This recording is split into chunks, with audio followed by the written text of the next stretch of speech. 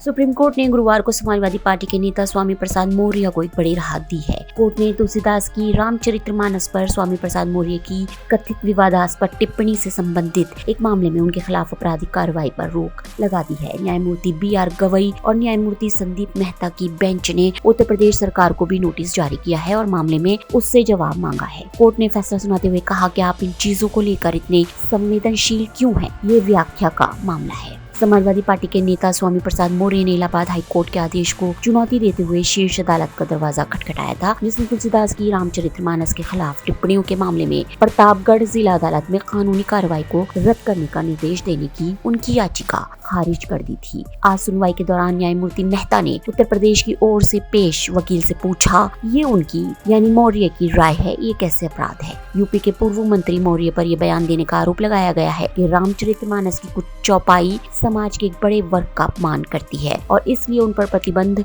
लगाया जाना चाहिए। मौर्य ने कथित तौर पर कहा कि हिंदुओं का पवित्र ग्रंथ यानी रामचरितमानस तुलसीदास द्वारा आत्म प्रशंसा के लिए लिखा गया था, जिसमें उन्होंने दलितों, आदिवासियों और पिछड़ों को, उनकी जातियों को लेकर कई बातें कही हैं। उन्होंने कथित तौर पर रामचरितमानस की 2 चौपाइयों को महिलाओं, दलितों, आदिवासियों और पिछड़े वर्ग के लोगों के खिलाफ होने पर आपत्ति भी जताई थी। नवंबर 2023 में इलाहाबाद हाई कोर्ट ने आरोप पत्र और अन्य दस्तावेजों के अवलोकन के बाद उनके खिलाफ प्रथम दृष्टया मामला स्थापित करने के लिए पर्याप्त आधार पाया और फैसला सुनाया कि मौर्य पर निचली अदालत में मुकदमा चलाया जाना चाहिए। हाई कोर्ट ने कहा था कि जनप्रतिनिधियों को ऐसे कार्यों से बचना चाहिए जिससे सांप्रदायिक सौहार्द बिगड़ सकता हो। उनकी टिप्पणी के बाद उनके खिलाफ धारा 153A, 295A और दुर्भावपूर्ण कार्य, धार्मिक भावनाओं को अपमानित करने के इरादे से FIR दर्ज की गई थी। उन पर आरोप लगाया गया था कि उनकी टिप्पणी के बाद भारत भर में कुछ अन्य नेताओं ने सर्वसम्मति से रामचरितमानस की कॉपियां जलाने पर सहमति व्यक्त की और सभी ने रामचरितमानस के प्रति अपमानजनक और अशोभनीय शब्दों का इस्तेमाल किया, जिसके कारण जनमानस में क्रोध और अशांति का माहौल पैदा हुआ और हिंदू धर्म के विभिन्न वर्गों में भी